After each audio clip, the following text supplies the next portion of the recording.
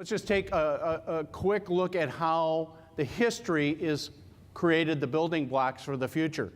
In the 70s, computers began to happen because we had microchips. And then in the 80s, networks became more important because we needed those networks to connect computers.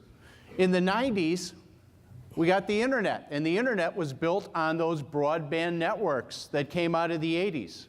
The 2000s, the smartphones, the tablets, the personal information and personal access devices that wouldn't have been possible without the internet.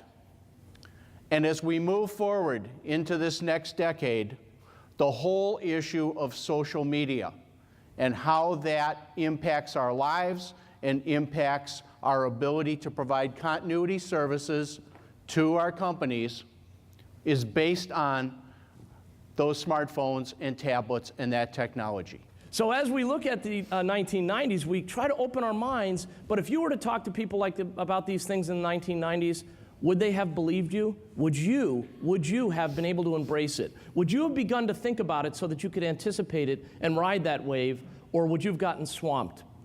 The point is that in the 1990s, lots of people got swamped. They got hit by the break of the wave. They didn't ride the wave, they got crushed in it.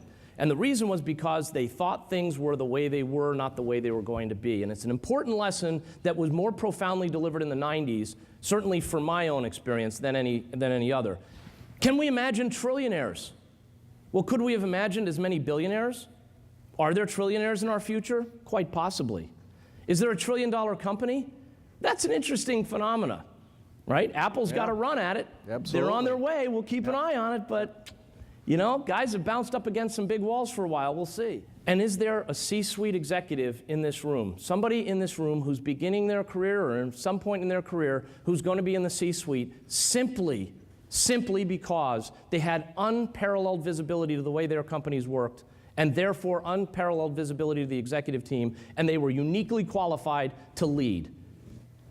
Can you envision that? For those of us who started, that was never part of it. Never. Never part of the picture. Nope.